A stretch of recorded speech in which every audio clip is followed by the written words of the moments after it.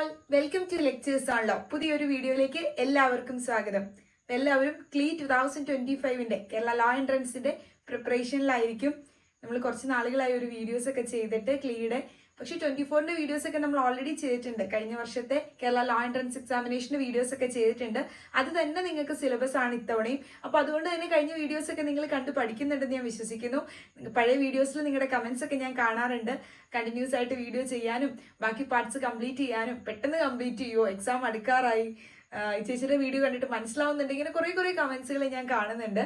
ഇതൊക്കെ കാണുമ്പോൾ ഭയങ്കര സന്തോഷമുണ്ട്. കുറച്ച് തിരക്കുകൾ കാരണമാണ് വീഡിയോസ് ചെയ്യാൻ പറ്റാതിരുന്നത്.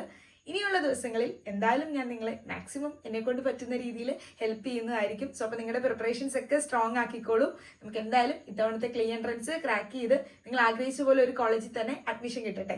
അപ്പോൾ നമ്മൾ കോൺസ്റ്റിറ്റ്യൂഷന്റെ വീഡിയോസ് കഴിഞ്ഞ പാർട്ടിൽ നിർത്തി വെച്ചിരുന്നത്. കഴിഞ്ഞ വർഷത്തെ ക്ലാസ്സസ് നിങ്ങൾ കണ്ടു എന്ന് വിചാരിക്കുന്നു. കോൺസ്റ്റിറ്റ്യൂഷൻ കേട്ടോ, കോൺസ്റ്റിറ്റ്യൂഷനൊക്കെ സെയിം തന്നെയാണ്. അപ്പോൾ നിങ്ങൾ ആ സെയിം വീഡിയോസ് തന്നെ കാണാം. ഇനി ആരെങ്കിലും കണ്ടിട്ടില്ല എങ്കിൽ ഞാൻ ആ ഒരു പ്ലേലിസ്റ്റ് ഇതിലേക്ക് ആഡ് ചെയ്യാം ഡിസ്ക്രിപ്ഷനിൽ. അപ്പോൾ നിങ്ങൾക്ക് ആ പ്ലേലിസ്റ്റിലുള്ള വീഡിയോസ് ഫണ്ടമെന്റൽ ഡ്യൂട്ടീസ് വരെയുള്ളത് കാണാവുന്നതാണ്. അപ്പോൾ ഇനി ഫണ്ടമെന്റൽ ഡ്യൂട്ടീസ് കഴിഞ്ഞിട്ടില്ല, അടുത്ത പാർട്ട് നമ്മൾ പാർട്ട് 5 ആണ് നോക്കുന്നത്. അപ്പോൾ പാർട്ട് 4A വരെയാണ് നമ്മൾ കഴിഞ്ഞ വർഷം എടുത്തു വെച്ചിരുന്നത്. പിന്നെ ബാക്കിത്തെ പാർട്ടാണ് നമ്മൾ നോക്കുന്നത്. അതിന്റെ കണ്ടിന്യൂസ് ആയിട്ടുള്ള ക്ലാസ് ആണ്.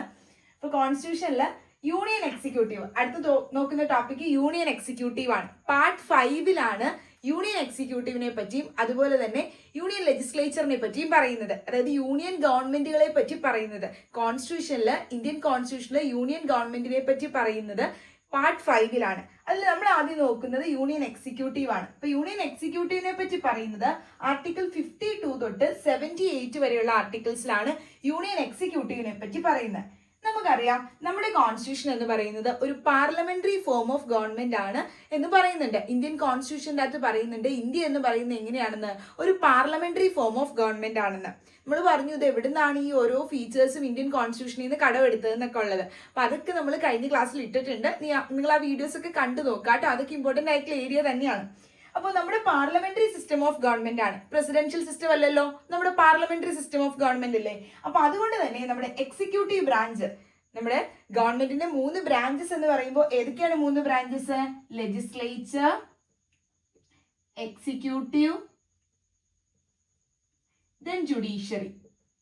ലെജിസ്ലേച്ചർ, എക്സിക്യൂട്ടീവ്, ജുഡീഷ്യറി, ഇതാണ് 3 ബ്രാഞ്ചസ് ഓഫ് ഗവൺമെന്റ് എന്ന് പറയുന്നത്. ലെജിസ്ലേച്ചറിന്റെ ഫംഗ്ഷൻ എന്താ? ലോ മേക്ക് ചെയ്യാണ്, നിയമം ഉണ്ടാക്കുക അല്ലെങ്കിൽ ലോ എനാക്ട് ചെയ്യാണ്. എക്സിക്യൂട്ടീവ് എന്ത് ചെയ്യാണ്? അത് ഇംപ്ലിമെന്റ് ചെയ്യാണ് അല്ലെങ്കിൽ എൻഫോഴ്സ് ചെയ്യാണ് ചെയ്യുന്നത്, നടപ്പിലാക്കുകയാണ്. ജുഡീഷ്യറിയോ ഈ ലെജിസ്ലേച്ചർ കൊണ്ടുവന്ന നിയമത്തെ ഇന്റർപ്രറ്റ് ചെയ്യും, വ്യാഖ്യാനിക്കും. എന്തിനാ? ഒരാവശ്യമില്ലാണ്ട് ഇന്റർപ്രറ്റ് ചെയ്യേണ്ട ആവശ്യമുണ്ടോ? എന്തെങ്കിലും ഡിസ്പ്യൂട്ടുകൾ വരുമ്പോൾ അല്ലെങ്കിൽ എന്തെങ്കിലും കേസസ് അഡ്ജുഡിക്കേറ്റ് ചെയ്യാനൊക്കെ വേണ്ടിയിട്ട് ലോ ഇന്റർപ്രറ്റ് ചെയ്യാണ് ചെയ്യുന്നത് ജുഡീഷ്യറി. അപ്പൊ ഈ ഒരു 3 ഓർഗൻസ് ആണ് നമ്മുടെ ഗവൺമെന്റിന് ഉള്ളത്, അല്ലെങ്കിൽ സ്റ്റേറ്റിന്റെ 3 ഓർഗൻസ് എന്ന് പറയുന്നത് ലെജിസ്ലേച്ചർ, എക്സിക്യൂട്ടീവ്, ജുഡീഷ്യറി. ഇങ്ങനെ 3 പേരുമായിട്ടാണ് എന്ത് ചെയ്യുന്നത്? ഈ 3 ഓർഗൻസും ആണ് ലെജിസ്ലേറ്റീവ് ഫംഗ്ഷനും എക്സിക്യൂട്ടീവ് ഫംഗ്ഷനും ജുഡീഷ്യൽ ഫംഗ്ഷൻസും ചെയ്യുന്നത്. അപ്പൊ നമ്മുടെ കോൺസ്റ്റിറ്റ്യൂഷനിലെ എക്സിക്യൂട്ടീവ് ബ്രാഞ്ച്, ഈ എക്സിക്യൂട്ടീവ് ബ്രാഞ്ച് എന്ന് പറയുമ്പോൾ 2 ലെവലിലും ഉണ്ട്. അതായത് യൂണിയനിലെ സെൻട്രൽ ഗവൺമെന്റിലും ഉണ്ട്, അതുപോലെ തന്നെ എവിടെയുണ്ട്? മന്ത്രിമാർ എവിടെ ഉണ്ടാവും? നമുക്ക് ഈ ഒരു രീതിയിൽ സ്റ്റേറ്റിലേക്ക് വരും. സ്റ്റേറ്റിലും നിയമങ്ങൾ ഉണ്ടാക്കുന്നില്ലേ? അപ്പൊ സ്റ്റേറ്റിലും ലെജിസ്ലേച്ചർ ഇല്ലേ? സ്റ്റേറ്റിലും നിയമങ്ങൾ ഉണ്ടാക്കുന്നുണ്ട്. സ്റ്റേറ്റിലേക്ക് മാത്രം ഇപ്പൊ കേരള അബ്കാരി ആക്ട്, കേരളത്തിൽ മാത്രം പ്രാബല്യത്തിലുള്ള അല്ലെങ്കിൽ കേരളത്തിൽ മാത്രം എൻഫോഴ്സ് ചെയ്യുന്ന ആക്ട് ആണ് ഈ ഒരു കേരള അബ്കാരി ആക്ട്, മാത്രം നടപ്പിലാക്കുന്ന നിയമമാണ്. അപ്പോൾ ആ ഒരു സ്റ്റേറ്റിലേക്ക് വേണ്ടിയിട്ട് ലെജിസ്ലേച്ചർ ഉണ്ട്. അതുപോലെ തന്നെ യൂണിയനിലേക്ക് മൊത്തം സെൻട്രൽ ഗവൺമെന്റ് മൊത്തം നിയമം ഉണ്ടാക്കും. ഇപ്പൊ നമ്മുടെ BNS പുതിയ നിയമം വന്നത് ഓൾ ഇന്ത്യയിലെ ആപ്ലിക്കബിൾ ആവുന്നത്. അപ്പൊ അങ്ങനെ എക്സിക്യൂട്ടീവ് ആണെങ്കിലും സ്റ്റേറ്റിലും ഉണ്ട്, അതുപോലെ തന്നെ യൂണിയനിലും ഉണ്ട്. ജുഡീഷ്യറി എന്തുണ്ട്?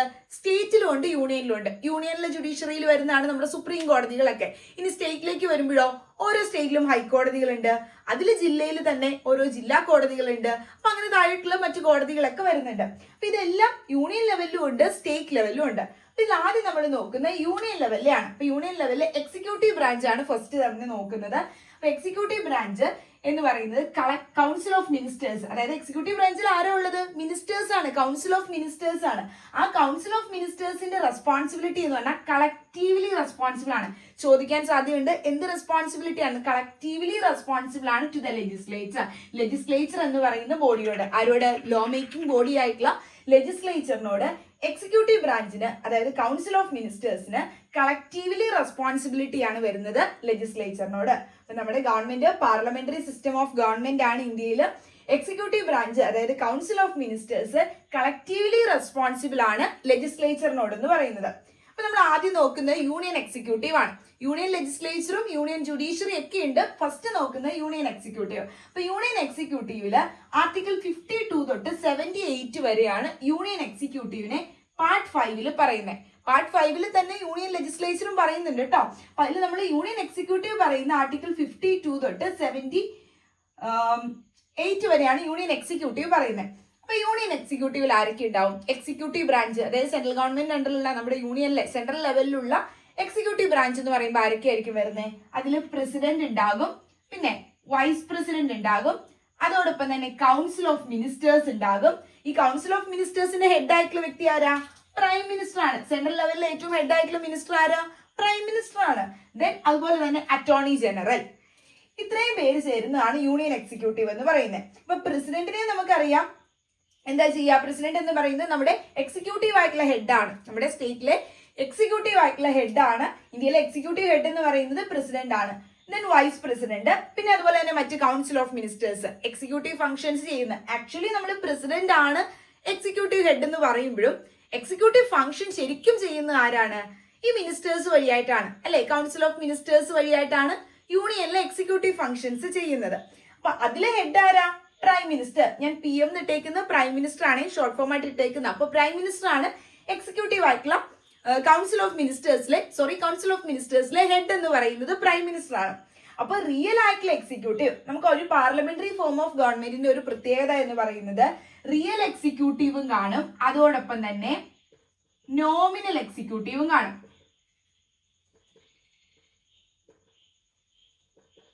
Okay, real executive, nominal executive. Parliamentary system of ഗവൺമെന്റിന്റെ ഒരു പ്രത്യേകതയാണ്. ഒട്ടനവധി ഫീച്ചേഴ്സ് ഉണ്ട് പാർലമെന്ററി സിസ്റ്റം ഓഫ് ഗവൺമെന്റിന്.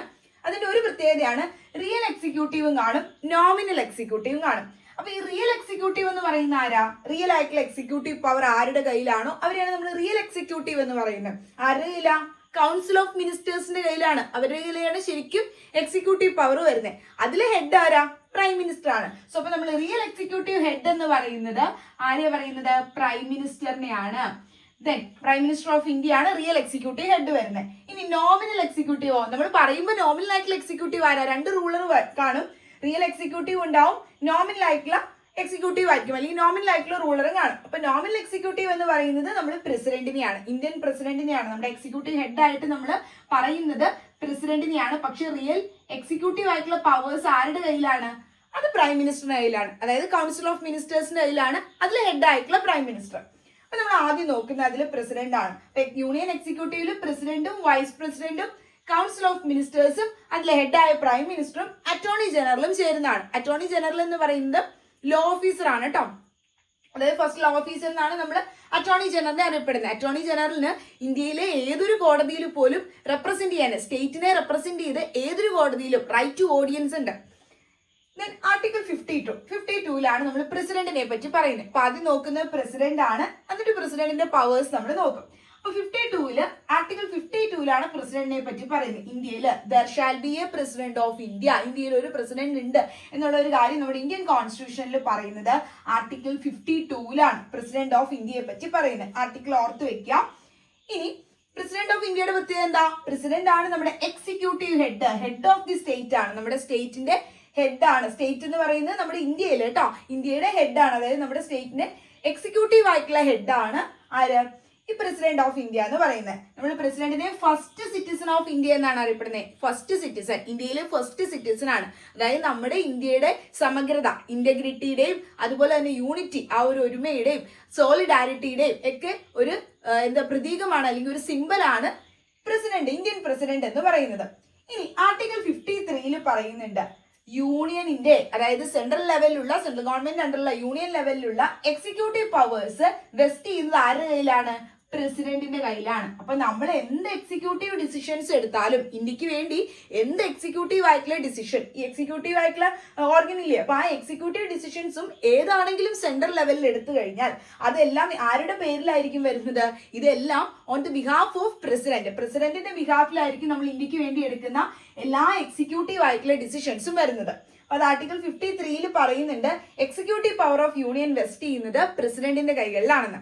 ഇനി നമുക്ക് പ്രസിഡന്റിന്റെ ഇലക്ഷൻ നോക്കാം. എന്താണ് പ്രസിഡന്റ് ക്വാളിഫിക്കേഷൻസ് എന്നെല്ലാം നോക്കാം. ഇനി നമ്മൾ നോക്കുന്നത് പ്രസിഡന്റിന്റെ ഇലക്ഷൻ എങ്ങനെയാണ് പ്രസിഡന്റിനെ എലക്ട് ചെയ്യുന്നത്. അപ്പൊ ഇന്ത്യൻ പ്രസിഡന്റിനെ എലക്ട് ചെയ്യുന്ന കാര്യത്തെ പറ്റി പറയുന്നത് ആർട്ടിക്കിൾ 54ലാണ്, ആർട്ടിക്കിൾ 54ലാണ് ഇന്ത്യൻ പ്രസിഡന്റിന്റെ ഇലക്ഷനെ പറ്റി പറയുന്നത്.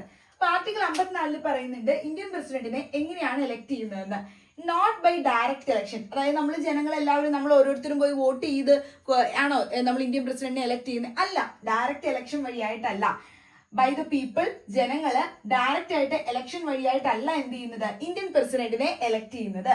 പക്ഷെ എങ്ങനെയാ, ഒരു ഇലക്ട്രൽ കോളേജ് വഴിയായിട്ടാണ് എലക്ട് ചെയ്യുന്നത്. ഒരു ഇലക്ട്രൽ കോളേജ് വഴിയായിട്ടാണ് എലക്ട് ചെയ്യുന്നത്. അപ്പൊ ഈ ഇലക്ട്രൽ കോളേജിന്റെ അകത്ത് ആരൊക്കെ ഉണ്ടാകും? അതിനകത്ത് കുറച്ച് മെമ്പേഴ്സ് ഉണ്ടാവും. അതിലുള്ള മെമ്പേഴ്സ് എന്ന് പറയുന്നത് ഇവരൊക്കെയാണ്. ആരൊക്കെയാണ്? 2 ഹൗസസ് ഓഫ് പാർലമെന്റിൽ നിന്നും എലക്ട് ചെയ്തിട്ടുള്ള മെമ്പേഴ്സ് കാണും. ഏതൊക്കെ 2 ഹൗസസ് പാർലമെന്റിലെ? രാജ്യസഭ, ലോക്സഭ. രാജ്യസഭ, ലോക്സഭ, ഇങ്ങനെയുള്ള നമ്മുടെ 2 ഹൗസസ് ആണ് ലോക്സഭയും രാജ്യസഭയും. രാജ്യസഭ എന്ന് പറയുന്ന അപ്പർ ഹൗസ് ആണ്. അല്ലെങ്കിൽ മറ്റൊരു പേരുണ്ടല്ലോ, council of states. Council of states നമുക്ക് ഡീറ്റെയിൽ ആയിട്ട് നോക്കാം ഇതൊക്കെ. Council of States. ലോക്സഭ എന്ന് പറയുന്നതോ ലോവർ ഹൗസ്, അല്ലെങ്കിൽ മറ്റൊരു പേരെന്താ, ഇത് നമ്മൾ പറയുന്നത് house of people. House of people. Directly ജനങ്ങളല്ല ഇങ്ങോട്ടേക്ക് ആളുകളെ എലക്ട് ചെയ്യുന്നത്. സോ അതുകൊണ്ട് തന്നെ ഹൗസ് ഓഫ് പീപ്പിൾ എന്നാണ് അറിയപ്പെടുന്നത്. അപ്പോ ഈ ഇലക്ട്രൽ കോളേജ് വഴിയായിട്ടാണ് നമ്മൾ പ്രസിഡന്റിനെ എലക്ട് ചെയ്യുന്നത്, അല്ലാണ്ട് നമ്മൾ ഓരോരുത്തരും പോയി വോട്ട് ചെയ്തിട്ടല്ല. അത് നിങ്ങൾക്ക് അറിയാം എന്തായാലും. അപ്പോ അതിലുള്ള ഈ ഇലക്ട്രൽ കോളേജിലുള്ള മെമ്പേഴ്സ് എന്ന് പറഞ്ഞാൽ 2 ഹൗസ് ഓഫ് പാർലമെന്റിലെയും, ഏത് ലോക്സഭ രാജ്യസഭ എന്ന് പറയുന്ന 2 ഹൗസ് ഓഫ് പാർലമെന്റിലെയും ഇലക്ടഡ് മെമ്പേഴ്സും കാണും. അതുപോലെ തന്നെ നമ്മുടെ സ്റ്റേറ്റിലും ഉണ്ടല്ലോ ലെജിസ്ലേറ്റീവ് അസംബ്ലി. നമ്മുടെ ലെജിസ്ലേറ്റീവ് അസംബ്ലീസ് സ്റ്റേറ്റിലെ, ആ സ്റ്റേറ്റിലെ ഓരോ സ്റ്റേറ്റ്സിലെയും ലെജിസ്ലേറ്റീവ് അസംബ്ലീസിൽ നിന്നും എലക്ട് ചെയ്തിട്ടുള്ള മെമ്പേഴ്സും, പിന്നെ അതുപോലെ തന്നെ യൂണിയൻ ടെറിട്ടറീസ്, നമ്മുടെ ഡൽഹി പോണ്ടിച്ചേരി ഒക്കെയുള്ള യൂണിയൻ ടെറിട്ടറീസിൽ നിന്നും സെലക്ടഡ് ആയിട്ടുള്ള യൂണിയൻ ടെറിട്ടറീസിൽ നിന്നുമുള്ള എലക്ടഡ് മെമ്പേഴ്സും, ഇവരെല്ലാവരും കൂടി ചേർന്ന ഒരു ഇലക്ട്രൽ കോളേജ്. ഈ ഇലക്ട്രൽ കോളേജിലെ മെമ്പേഴ്സ് വഴിയായിട്ട് എന്ത് ചെയ്യുന്നത്, പ്രസിഡന്റിനെ എലക്ട് ചെയ്യുന്നത്. അപ്പൊ ഇന്ത്യൻ പ്രസിഡന്റിനെ എലക്ട് ചെയ്യുന്നത് എങ്ങനെയാന്ന് ചോദിച്ചാൽ ഡയറക്ട്ലി ജനങ്ങൾ വഴിയായിട്ടല്ല എലക്ട് ചെയ്യുന്നത്. നമ്മൾ പോയി വോട്ട് ചെയ്തിട്ടല്ല.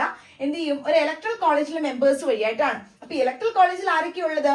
അതിലുള്ള മെമ്പേഴ്സ് എന്ന് പറയുന്ന 2 ഹൗസ് ഓഫ് പാർലമെന്റിലെയും, both house of parliament, Lok Sabha Rajya Sabha 2 ഹൗസസിലെയും എലക്ടഡ് ആയിട്ടുള്ള മെമ്പേഴ്സും കാണും. ഇനി സ്റ്റേറ്റ് ലെജിസ്ലേറ്റീവ് അസംബ്ലി, ഓരോ സ്റ്റേറ്റ്സിലെയും ലെജിസ്ലേറ്റീവ് അസംബ്ലീസിലെ എലക്ടഡ് മെമ്പേഴ്സും, അതുപോലെ തന്നെ സ്റ്റേറ്റ്സിൽ മാത്രമല്ല യൂണിയൻ ടെറിട്ടറീസ്, സെലക്ടഡ് ആയിട്ടുള്ള യൂണിയൻ ടെറിട്ടറീസ്, ഡൽഹി പോണ്ടിച്ചേരി മുതലായ സെലക്ടഡ് ആയിട്ടുള്ള യൂണിയൻ ടെറിട്ടറീസിലെ എലക്ടഡ് മെമ്പേഴ്സും കാണും. ഇവരെല്ലാവരും കൂടി ചേർന്ന് ഇലക്ട്രൽ കോളേജ്, അതുവഴിയായിട്ടാണ് ഇന്ത്യൻ പ്രസിഡന്റിനെ എലക്ട് ചെയ്യുന്നത്.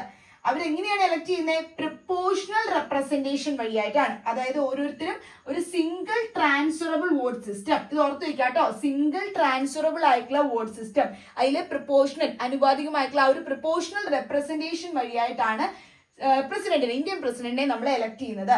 പ്രപ്പോർഷണൽ ആയിട്ടുള്ള റെപ്രസെന്റേഷൻ ബൈ മീൻസ് ഓഫ് ഏത് രീതികളിലൂടെ?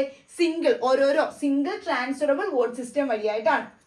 ഇനി ഇങ്ങനെ നമ്മൾ എലക്ട് ചെയ്ത പ്രസിഡന്റിനെ കാലാവധി എത്രയാ? എത്ര നാൾ ഇരിക്കാൻ പറ്റും പ്രസിഡന്റിന് ആ പോസ്റ്റില്, ഓഫീസില്? ടേം ഓഫ് ഓഫീസ് പറയുന്ന ആർട്ടിക്കിൾ 56ലാണ് ഇന്ത്യൻ പ്രസിഡന്റിന്റെ ടേം പറയുന്നത്. ഓഫീസ് ഹോൾഡ് ചെയ്യാൻ പറ്റുന്ന 5 വർഷത്തേക്കാണ്. ഓൾറെഡി നിങ്ങൾക്ക് അത് അറിയായിരിക്കും. 5 വർഷത്തേക്കാണ് പ്രസിഡന്റിന്റെ ഓഫീസ് എന്ന് പറയുന്നത്. ഇത് 5 വർഷം കഴിഞ്ഞിട്ട് വീണ്ടും അതേ പ്രസിഡന്റ് തന്നെ ഇരുന്നിട്ടില്ലേ? ഇരിക്കാം, അത് കുഴപ്പമില്ല. വീണ്ടും റീഎലക്ട് ചെയ്യാനായിട്ട് പറ്റുന്നതാണ്. അപ്പൊ ഓഫീസ് ഹോൾഡ് ചെയ്യുന്നത് ടെന്യൂർ ഓഫ് 5 ഇയേഴ്സ് ആണ്. ഇനി ആ ഒരു 5 ഇയേഴ്സ് ഇനി കഴിഞ്ഞു, എന്നാലും അടുത്ത ഇലക്ഷൻ നടത്തി പുതിയ പ്രസിഡന്റിനെ എടുത്തിട്ടില്ല. അതുവരെയും എന്ത് ചെയ്യാൻ പറ്റും? ആ സെയിം പ്രസിഡന്റ് തന്നെ ആ പോസ്റ്റിൽ ഇരിക്കാൻ പറ്റും.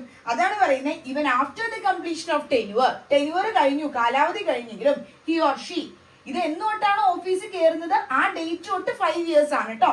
അപ്പൊ ആ 5 ഇയേഴ്സ് കഴിഞ്ഞിട്ടും he or she shall occupies the office, ആ ഓഫീസിൽ ഹോൾഡ് ചെയ്യാൻ പറ്റും. എങ്ങനെ? Unless A successor is on it, അതായത് പുതിയൊരാൾ വരുന്നത് വരെയും ആ ഒരു ഓഫീസിൽ ഇരിക്കാനായിട്ട് പറ്റും. എലിജിബിൾ ആണോ റീ ഇലക്ഷന്? വീണ്ടും ഒരേ പ്രസിഡന്റ് തന്നെ വീണ്ടും ആക്കാൻ പറ്റുമോ? പറ്റും. എത്ര സമയം? 2 വട്ടം ഇരുത്താവുള്ളൂ എന്നുണ്ടോ? അങ്ങനെയൊന്നുമില്ല. എനി നമ്പർ ഓഫ് ടേംസ്, കോൺസ്റ്റിറ്റ്യൂഷനിൽ പറയുന്ന ഇന്ത്യയിലെ എത്ര വട്ടം വേണമെങ്കിലും എനി നമ്പർ ഓഫ് ടേംസ് വീണ്ടും അതേ പ്രസിഡന്റിനെ തന്നെ റീ എലക്ട് ചെയ്യാനായിട്ട് എലിജിബിൾ ആണ്. അതാണ് ആർട്ടിക്കിൾ 57ലാണ് ആ റീ എലക്ഷൻ പോസിബിൾ ആണെന്നുള്ള കാര്യം പറയുന്നത്. ഇനി നമുക്ക് ക്വാളിഫിക്കേഷൻ നോക്കാം, എന്തൊക്കെ ക്വാളിഫിക്കേഷൻ ആണ് വേണ്ടതെന്ന്. നമ്മൾ നോക്കുന്നത് പ്രസിഡന്റിന്റെ എലിജിബിലിറ്റിയും പ്രസിഡന്റിന്റെ ഓത്ത് ഒക്കെയാണ്, സത്യപ്രതിജ്ഞയൊക്കെയാണ് നമ്മൾ നോക്കുന്നത്. അപ്പൊ പ്രസിഡന്റിന്റെ എലിജിബിലിറ്റി എന്ന് പറയുന്നത് ആർട്ടിക്കിൾ 58 പറയുന്നത്. 58 പ്രസിഡന്റിന്റെ എലിജിബിലിറ്റിയെ പറ്റി പറയുന്നത്. ആർട്ടിക്കിൾ 60 പ്രസിഡന്റിന്റെ ഓത്ത് എടുക്കില്ലേ, സത്യപ്രതിജ്ഞ, അതിനെ പറ്റി പറയുന്ന ആർട്ടിക്കിൾ 60. അപ്പൊ പ്രസിഡന്റിന്റെ എലിജിബിലിറ്റി എന്താ? ഇന്ത്യൻ പ്രസിഡന്റ് ആവാനായിട്ട് എന്താണ് യോഗ്യത വേണ്ടത്? ഇന്ത്യൻ പ്രസിഡന്റ് ആവാനായിട്ട് ഇന്ത്യൻ കോൺസ്റ്റിറ്റ്യൂഷനിൽ പറയുന്ന ആർട്ടിക്കിൾ 58 പറയുന്ന യോഗ്യത ഇതാണ്: സിറ്റിസൺ ഓഫ് ഇന്ത്യ, ഇന്ത്യൻ പൗരനായിരിക്കണം. ഒരു ഫോറിനറിന് വന്നിട്ടാവാൻ പറ്റുമോ? ഇല്ല, ഇന്ത്യൻ സിറ്റിസൺ ആയിരിക്കണം. പിന്നെ എന്തായിരിക്കണം? 35 വയസ്സ് കംപ്ലീറ്റഡ് ആയിട്ടായിരിക്കണം.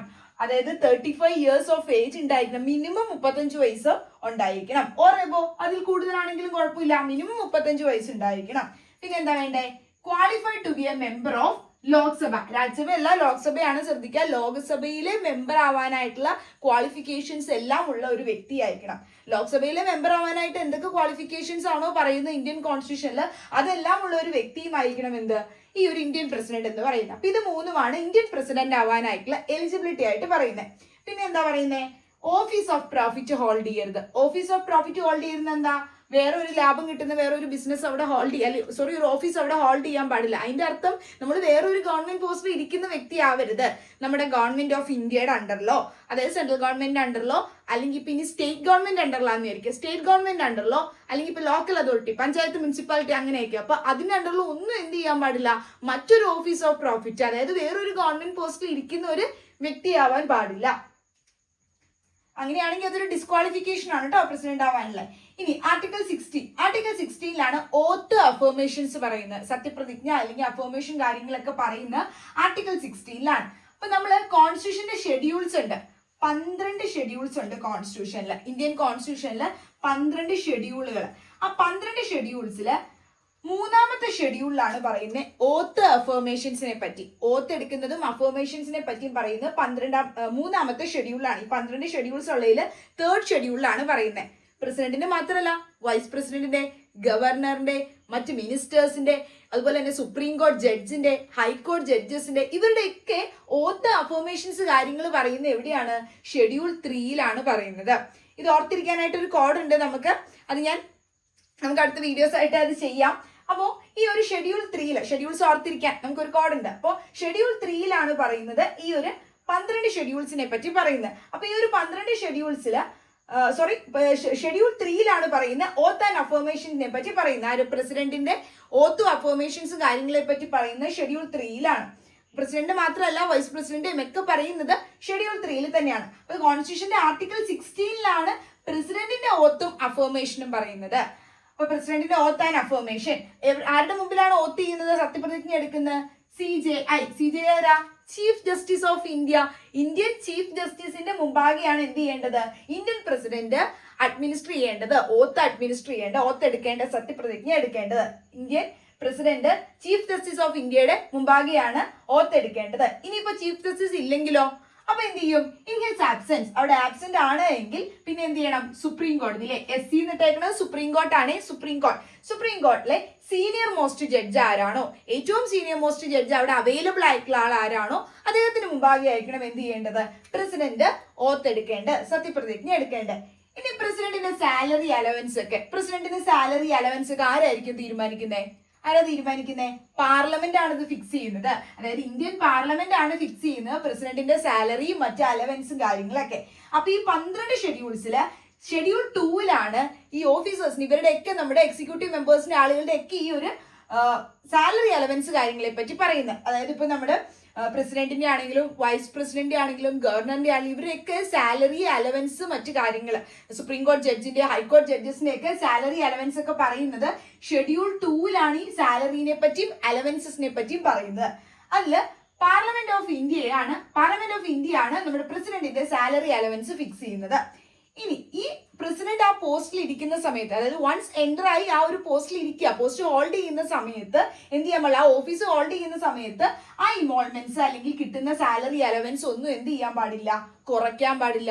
അതായത് കയറിയപ്പോൾ 1 ലക്ഷം രൂപ ഉണ്ടെങ്കിൽ പിന്നീട് അത് കയറി നിന്ന് 70,000 ആക്കി കുറയ്ക്കരുത്, അങ്ങനെ ചെയ്യരുത്. അതായത് സാലറി ഇൻവോൾവ്മെന്റ്സ് ഒന്നും cannot diminished during his term, ആ ടെന്യൂർ കാലാവധി സമയത്ത് ഒരിക്കലും എന്ത് ചെയ്യാൻ പാടില്ല? ഓഫീസ് കാലാവധി സമയത്ത് സാലറി അലവൻസ് ഒന്നും കുറയ്ക്കാനായിട്ട് പാടില്ല, ഡിമിനിഷ് ചെയ്യാൻ പാടില്ല. ഇത് കോൺസ്റ്റിറ്റ്യൂഷനിൽ പറഞ്ഞിട്ടുള്ള കാര്യമാണ്. ഇനി പ്രസിഡന്റിന് കിട്ടുന്ന ഒരു പ്രിവിലേജ്, ആനുകൂല്യങ്ങള് അല്ലെങ്കിൽ ഇമ്മ്യൂണിറ്റി എന്ന് പറയുന്ന എന്തൊക്കെ ഇമ്മ്യൂണിറ്റീസ് ആണ് അല്ലെങ്കിൽ എന്തൊക്കെ പ്രിവിലേജുകളാണ് ഇന്ത്യൻ പ്രസിഡന്റിന്റെ പ്രിവിലേജ് എന്ന് പറയുമ്പോൾ, ഇന്ത്യൻ പ്രസിഡന്റിനെ നമുക്ക് അറസ്റ്റ് ചെയ്യാൻ പറ്റുമോ? ഇല്ല. ഇന്ത്യൻ പ്രസിഡന്റിനെ തടവ് ശിക്ഷ കൊടുക്കാൻ പറ്റുമോ? ഇംപ്രസൺമെന്റ് കൊടുക്കാൻ പറ്റുമോ? ഇല്ല. ഇവൻ പേഴ്സണൽ ആയിട്ടുള്ള ആക്ട് ആണെങ്കിൽ പോലും, അതായത് പേഴ്സണലി ഒരു ക്രൈം ചെയ്താൽ പോലും ഇന്ത്യൻ പ്രസിഡന്റിനെ അറസ്റ്റ് ചെയ്യാനോ ഇംപ്രസൺ ചെയ്യാനോ പറ്റില്ല. ആ ഒരു പോസ്റ്റിൽ ഇരിക്കുന്ന സമയത്ത്, ആ ഓഫീസ് ഹോൾഡ് ചെയ്യുന്ന സമയത്ത്, റിസൈൻ ചെയ്യുമ്പോഴോ അല്ലെങ്കിൽ നമ്മൾ പുറത്താക്കിയിട്ടോ ഒക്കെ ആണെങ്കിൽ ചെയ്യാം. അതല്ലാതെ ആ ഓഫീസിൽ ഇരിക്കുമ്പോൾ ചെയ്യാനായിട്ട് പറ്റും. ഓഫീസിൽ ഇരിക്കുമ്പോൾ അറസ്റ്റ് ചെയ്യാനോ അല്ലെങ്കിൽ ഇംപ്രസൺ തടവ് ശിക്ഷ കൊടുക്കാനോ ഒന്നും പറ്റില്ല.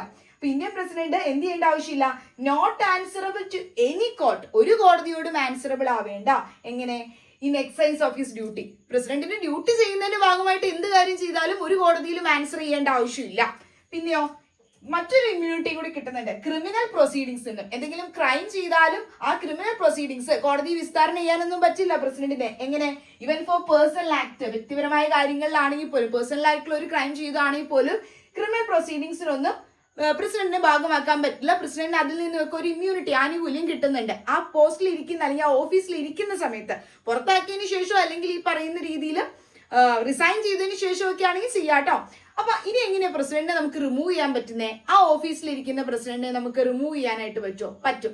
ആ പ്രോസസ്സിനെയാണ് നമ്മൾ ഇംപീച്ച് ചെയ്യാന്ന് പറയുന്നത്, ഇംപീച്ച്മെന്റ്. അപ്പൊ ആരെ ഇംപീച്ച് ചെയ്യുന്നത്? അത് നമുക്ക് നമ്മൾ നോക്കുന്നത് പ്രസിഡന്റിനെ എങ്ങനെയാണ് ഇംപീച്ച് ചെയ്യുന്നത് എന്നുള്ളതാണ്. അതായത് പ്രസിഡന്റിനെ ആ ഒരു ഓഫീസിൽ നിന്നും റിമൂവ് ചെയ്യുന്ന പ്രോസസ്സിനെയാണ് നമ്മൾ ഇംപീച്ച്മെന്റ് എന്ന് പറയുന്നത്.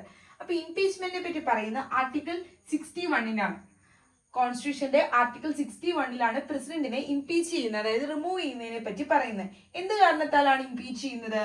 For the violation of constitution. Indian constitution, നമ്മുടെ സുപ്രീം ലോ ആയിട്ടുള്ള ഭരണഘടന വയലേറ്റ് ചെയ്യുവാണെങ്കിൽ പ്രസിഡന്റിനെ ഇംപീച്ച് ചെയ്യും. അങ്ങനെ ഇംപീച്ച് ചെയ്യുമ്പോൾ എന്ത് ചെയ്യാൻ പറ്റും? Either house of the parliament, പാർലമെന്റിലെ ഏതെങ്കിലും ഒരു ഹൗസിനെ, ഏത് ഹൗസിന്? രാജ്യസഭയ്ക്കോ അല്ലെങ്കിൽ ലോക്സഭയ്ക്കോ, അങ്ങനെ ഏതെങ്കിലും ഒരു ഹൗസിന് എന്ത് ചെയ്യാൻ പറ്റും? ഒരു ചാർജ് പ്രിഫർ ചെയ്യാം. പ്രസിഡന്റിന് എഗൻസ്റ്റ് ആയിട്ട് ചാർജ് പ്രിഫർ ചെയ്യാൻ പറ്റും. അതായത് ഇന്ന ഓഫൻസ് അല്ലെങ്കിൽ ഈ പറയുന്ന ഇന്ന രീതിയിൽ കോൺസ്റ്റിറ്റ്യൂഷൻ വയലേറ്റ് ചെയ്തിട്ടുണ്ട് എന്നൊക്കെ പറഞ്ഞ ഒരു ചാർജ്, പ്രസിഡന്റിനെ റിമൂവ് ചെയ്യാൻ വേണ്ടിയിട്ട് ഒരു ചാർജ് എടുക്കുക എന്ന് പറയില്ലേ, അപ്പൊ ആ ചാർജ് പ്രിഫർ ചെയ്യാൻ പറ്റും either house of the parliament. എന്നിട്ട് അത് എന്ത് ചെയ്യണം? ഇത് സൈൻ ചെയ്യണം. ആ ഹൗസിലെ, ആ ഒരു ഹൗസ് ഉണ്ടല്ലോ, ഏത് ഹൗസാണ് പ്രിഫർ ചെയ്തത്, ആ ഹൗസിലെ 1/4 മെമ്പേഴ്സ്, 4% മെമ്പേഴ്സ് ഇത് സൈൻ ചെയ്യണം ഈ ചാർജ്. എന്നിട്ട് 14 ദിവസത്തെ ഒരു നോട്ടീസും കൊടുക്കണം. അതായത് പ്രസിഡന്റിന് എന്താണ് പറയാനുള്ളത്, ബോധിപ്പിക്കാനുള്ളതെന്ന് കാണിക്കാനായിട്ട് ഒരു 14 ദിവസത്തെ നോട്ടീസും കൊടുക്കണം. അതോടൊപ്പം തന്നെ ഇവരെന്ത് ചെയ്യും? ഈ ചാർജ് ഇൻവെസ്റ്റിഗേറ്റ് ചെയ്യും. ചാർജ് ഇൻവെസ്റ്റിഗേറ്റ് ചെയ്ത് ആ ഇൻവെസ്റ്റിഗേഷൻ റെസൊല്യൂഷൻ അത് പാസ്സാക്കിയതിനു ശേഷം, എന്നാണോ അത് പാസ്സാക്കുന്നത് അന്ന് തൊട്ട്, അപ്പൊ ഈ ഇൻവെസ്റ്റിഗേഷൻ സമയത്തൊക്കെ പ്രസിഡന്റിനെ റെപ്രസെന്റ് ചെയ്യാനും പ്രസിഡന്റിന് ആ സമയത്ത് അപ്പിയർ ചെയ്യാനായിട്ടും പ്രസിഡന്റ് ഭാഗം പറയാനായിട്ടൊക്കെ പറ്റും. എന്നിട്ട് ആ ഇൻവെസ്റ്റിഗേഷന്റെ സമയത്ത്, ഇൻവെസ്റ്റിഗേഷൻ കഴിഞ്ഞ് അവിടെ ഇൻവെസ്റ്റിഗേഷൻ ഒരു റെസൊല്യൂഷൻ പാസ്സാക്കും. മെമ്പേഴ്സ് മെജോറിറ്റി പാസ് ചെയ്ത് ഒരു റെസൊല്യൂഷൻ പാസ്സാക്കും. അതായത് പ്രസിഡന്റിന് എഗൻസ്റ്റ് ആയിട്ടുള്ള ചാർജ് തെളിഞ്ഞു എന്നുള്ളത്. ആ റെസൊല്യൂഷൻ പാസ്സാക്കുന്ന ഡേറ്റ് എന്നാണോ അന്ന് തൊട്ട് പ്രസിഡന്റിനെ ആ ഓഫീസിൽ നിന്നും, ആ പോസ്റ്റിൽ നിന്ന് റിമൂവ് ചെയ്തായിട്ട് കണക്കാക്കും. അങ്ങനെയാണ് കേട്ടോ പ്രസിഡന്റിനെ റിമൂവ് ചെയ്യുന്നത്. അതല്ലെങ്കിലോ പ്രസിഡന്റിനെ റിമൂവ് ചെയ്യുന്നത്, or if he dyes before the expiry of the term, അതായത് കാലാവധി കഴിയുന്നതിന് മുമ്പ്, ടെന്യൂർ കഴിയുന്നതിന് മുമ്പ് മരിച്ചുപോയി, അങ്ങനെയാണെങ്കിൽ എന്ത് ചെയ്യും? പ്രസിഡന്റിനെ ആ പോസ്റ്റിൽ നിന്ന് റിമൂവ് ചെയ്യും. അതല്ലെങ്കിലോ if the supreme court, SCV ഞാൻ ടേക്കുന്ന സുപ്രീം കോർട്ട് ആണ്, if the supreme court declares his election is valid, അതായത് പ്രസിഡന്റിനെ എലക്ട് ചെയ്ത ഇലക്ട്രൽ കോളേജ് വഴിയായിട്ട് എലക്ട് ചെയ്ത രീതിയിൽ അത് പ്രോപ്പർ ആയിട്ടുള്ള രീതി അല്ലായിരുന്നു, അവിടെ എന്തെങ്കിലും ഫ്രോഡ് കാര്യങ്ങൾ അല്ലെങ്കിൽ മിസ്റെപ്രസെന്റഡ് ഒക്കെ ആയിട്ടാണ് ചെയ്തതെന്ന് വിചാരിക്കാം. അപ്പൊ പ്രസിഡന്റിനെ എലക്ട് ചെയ്ത ആ രീതി ഇൻവാലിഡ് ആണെന്ന് സുപ്രീം കോടതി ഡിക്ലെയർ ചെയ്യുകയാണെങ്കിൽ, ഇപ്പൊ സുപ്രീം കോടതിക്ക് അതിന്റെ പവർ ഉണ്ട്, അപ്പൊ സുപ്രീം കോടതി അങ്ങനെ ഡിക്ലെയർ ചെയ്യുവാണെങ്കിലോ, അല്ലെങ്കിൽ പീരീഡ് കഴിയുന്നതിന് മുമ്പ്, എക്സ്പയറി പീരീഡ് കഴിയുന്നതിന് മുമ്പ്, അല്ലെങ്കിൽ ആ ടെന്യൂർ കഴിയുന്നതിന് മുമ്പ്, കാലാവധി കഴിയുന്നതിന് മുമ്പ് പ്രസിഡന്റ് മരിച്ചു പോവുകയൊക്കെ ചെയ്യുകയാണെങ്കിൽ ഇത്തരത്തിലുള്ള കാര്യങ്ങളിലൊക്കെ ആയിരിക്കും പ്രസിഡന്റിനെ റിമൂവ് ചെയ്യുന്നത്. അങ്ങനെ പ്രസിഡന്റിന്റെ ഓഫീസ് വേക്കന്റ് ആയിട്ടിരിക്കുകയാണെങ്കിൽ, എങ്ങനെ? പ്രസിഡന്റിന്റെ കാലാവധി കഴിഞ്ഞ ഓഫീസ് വേക്കന്റ് ആയിട്ടിരിക്കുകയല്ല, കാലാവധി കഴിയുകയാണെങ്കിൽ എന്ത് ചെയ്യും? പുതിയ ഇലക്ഷൻ നടത്തി പുതിയ ആളിലേക്ക് എടുക്കുകയാണ്. അപ്പൊ പ്രസിഡന്റിന്റെ ഓഫീസ് വേക്കന്റ് ആയിട്ടുള്ള സിറ്റുവേഷൻ ഇംപീച്ച് ചെയ്യുന്ന രീതിയിലോ അല്ലെങ്കിൽ മറ്റേതെങ്കിലും രീതിയിൽ, നമ്മളിപ്പോ ഈ പറഞ്ഞ ഒന്നുമില്ലെങ്കിൽ കോൺസ്റ്റിറ്റ്യൂഷൻ വയലേറ്റ് ചെയ്യുന്ന തരത്തില്, അല്ലെങ്കിൽ എക്സ്പയറി ആവുന്നതിന് മുമ്പ് മരിച്ചുപോയി, അല്ലെങ്കിൽ സുപ്രീം കോടതി ഡിക്ലെയർ ചെയ്തു പ്രസിഡന്റിന്റെ ഇലക്ഷൻ ഇൻവാലിഡ് ആണെന്ന്, അങ്ങനെയൊക്കെയുള്ള സിറ്റുവേഷനിൽ പ്രസിഡന്റിന്റെ ഓഫീസ് വേക്കന്റ് ആയിട്ടിരിക്കുമ്പോൾ ആരായിരിക്കും ആ ഒരു പ്രസിഡന്റിന്റെ ഡ്യൂട്ടീസ് ഒക്കെ ഡിസ്ചാർജ് ചെയ്യുന്നത്? പ്രസിഡന്റിന്റെ ഡ്യൂട്ടി ആ സമയത്ത് ചെയ്യുന്നത് വൈസ് പ്രസിഡന്റ് ആയിരിക്കും. ഇനി അവിടെ വൈസ് പ്രസിഡന്റും ഇല്ലാന്ന് വിചാരിക്കാം, ആബ്സെന്റ് ആണ്, വൈസ് പ്രസിഡന്റ് ഓഫീസും വേക്കന്റ് ആയിട്ടിരിക്കുകയാണ്, അല്ലെങ്കിൽ ആബ്സെന്റ് ആണെങ്കിൽ chief justice of India CJI എന്ന് പറഞ്ഞാൽ എന്താ, ചീഫ് ജസ്റ്റിസ് ഓഫ് ഇന്ത്യ ആയിരിക്കും അപ്പൊ ഡ്യൂട്ടീസ് ചെയ്യുന്നത് പ്രസിഡന്റിനെ. ഇനി ചീഫ് ജസ്റ്റിസും ആബ്സെന്റ് ആണെങ്കിലോ, ചീഫ് ജസ്റ്റിസ് ഓഫ് ഇന്ത്യ ഇല്ല, അങ്ങനെയാണ് എങ്കിൽ സുപ്രീം കോർട്ടിലെ സുപ്രീം കോർട്ടിലെ സീനിയർ മോസ്റ്റ് ജഡ്ജ്, ഏറ്റവും സീനിയർ മോസ്റ്റ് ജഡ്ജ് ആയിരിക്കും അവിടെ പ്രസിഡന്റിന്റെ ഡ്യൂട്ടീസ് ചെയ്യുന്നത്.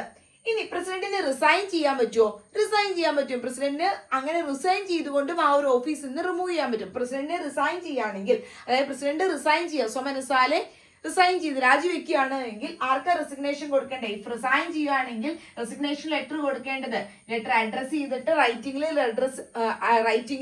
ലെറ്റർ അഡ്രസ് ചെയ്ത് ആർക്കാ കൊടുക്കേണ്ടത്? വൈസ് പ്രസിഡന്റ് ഓഫ് ഇന്ത്യക്കാണ് പ്രസിഡന്റ് റിസൈൻ ചെയ്യുകയാണെങ്കിൽ ലെറ്റർ കൊടുക്കേണ്ടത്.